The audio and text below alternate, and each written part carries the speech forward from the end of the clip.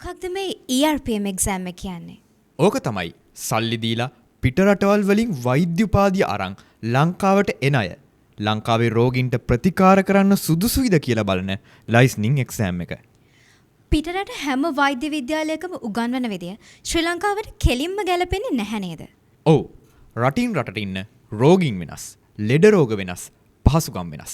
ඉතින් ශ්‍රී ලංකාවේ සීමාවාසික පුහුණුව ලබා ගන්නකොට ඔවුන්ගේ ආකල්ප, දක්ෂතා, කුසලතාවයන් ලංකාවේ තියෙන සෞඛ්‍ය පද්ධතියට ගැලපෙනවද කියලා බලන ෆිල්ටර් එක තමයි ERPM කියලා කියන්නේ. ඉස්සර මේක මාර අමාරුයි. පාස් වෙන්නේ බොහොම ටික දෙනයි කියලා කතාවක් තිබ්බ නේද? හරියටම හරි. 2008 2009 කාලෙදී ඒ කියන්නේ SLMC එක එහෙම නැත්නම් ශ්‍රී ලංකා වෛද්‍ය සභාව මගින් මේ විභාගේ පවත්වන කාලෙදී පාස් රේට් එක තිබුණේ 34ක් 146ක් වගේ අගයක. හැබැයි 2009 දී ශ්‍රේෂ්ඨාධිකරණ තීන්දුවක් මගින් මේ විභාගය පැවැත්වීම UGC එකට පවරනවා. UGC එක කියනවා ERPM අපේක්ෂකයන්ට ලංකාවේ රජයේ වෛද්‍ය පීඨවල ළමයිම ලියන පොදු MCQ පරීක්ෂණයට ඒ විදියටම මුහුණ දෙන්න කියලා. ඉතින් මොකද උනේ? ලිඛිත පරීක්ෂණවල පාස් රේට් එක 106 දක්වා පල්ලෙහාට ලැබුණා.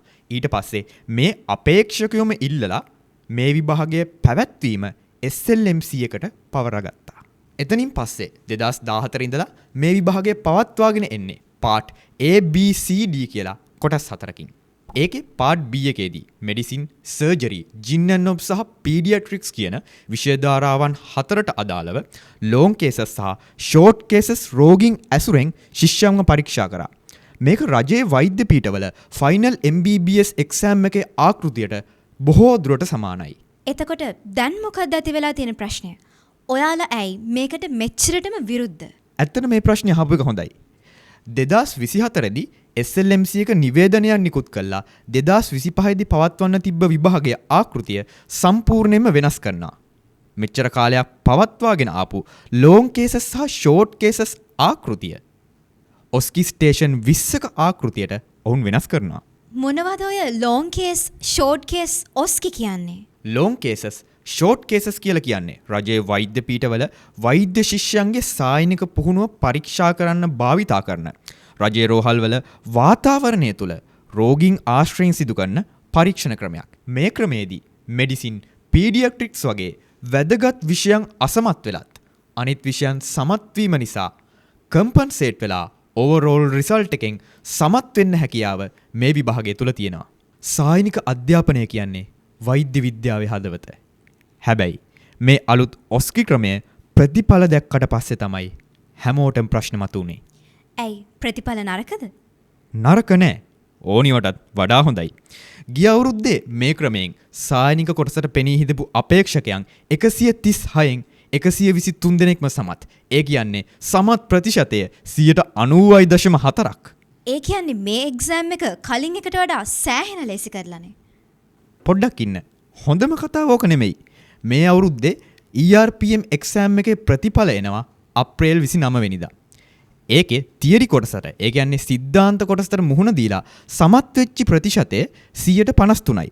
ඔය 153 දෙනාට ඊළඟට මුහුණ දෙන්න සිද්ධ වෙනවා ක්ලිනිකල් එක්සෑම් එකට. ඒ කියන්නේ සායනික විභාගයට. ඒකේ තියෙන ක්ලිනිකල් ඔස්කි එක ලියපු 417න් 389ක්ම සමත්. ඒ කියන්නේ 94.42%ක්ම සමත් වෙලා තියෙනවා. මොකක්? ඒ කියන්නේ තියරි එක්සෑම් එක පාස් වුණු හැමෝම වගේ ක්ලිනිකල් එක්සෑම් එකත් පාස් වෙලානේ. තියරි වලට වඩා වැදගත් ක්ලිනිකල් එක්සෑම් එක තියරි එක්සෑම් එකක් තරමටම ලේසි වුණේ කොහොමද? සමත් ප්‍රතිශතය 10%ට වඩා අඩු සහ 90%ට වඩා වැඩි එක්සෑම් එකක් විදිහට පිළිගන්න පුළුවන්ද?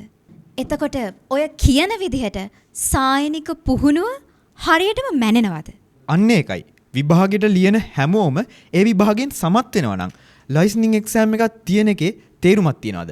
අපි ලෝකේ පිළිගත් ලයිසනින් එක්සෑම් වලට හැරිලා බලමු. 2025 දී එක්සත් රාජධානියේ පවත්වන P-lab එක්සෑම් එකේ පාර්ට් දෙකම ගත්තත් උපරිම සමත් ප්‍රතිශතය තියෙන්නේ 62.2%. ලෝකේ හැම රටකම වගේ ලයිසනින් එක්සෑම්ස් හරි ප්‍රමිතියකට පවත්වන තරගකාරී විභාග.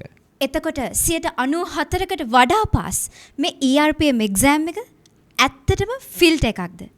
නැත්නම් නාමිකව විතරක් කරන දෙයක්ද? ඒක තමයි ප්‍රශ්නේ.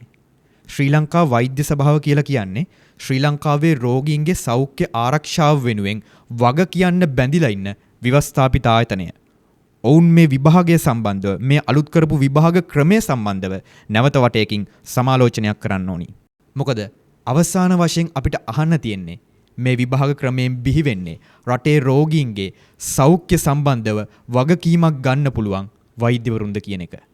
මේ බිහිවන ඉන්ටර්න් ඩොක්ටර්ස්ලා එහෙම නැත්නම් හවුස් ඔෆිසර්ස් තමයි පැය 24ම තුල මේ රෝහල් තුල රැඳී ඉඳලා රෝගීන්ගේ ෆස්ට් මෙඩිකල් කන්ටැක්ට් එක ලබා දෙන්නේ. ඒ විතරක් නෙමෙයි ඉමර්ජන්සි මැනේජ්මන්ට් කරන්නෙත් ඒගොල්ලම තමයි. ඒ නිසා ඩොක්ටර්ස්ලට හරියට රෝගීන්ව මැනේජ් කරගන්න පුළුවන් ස්කිල් එක ටෙස්ට් කරන්නේ නැහැ කියන්නේ ඒක රෝගීන්ගේ ජීවිත එක්ක කරන මාරාන්තික සෙල්ලමක් වෙන්න පුළුවන්.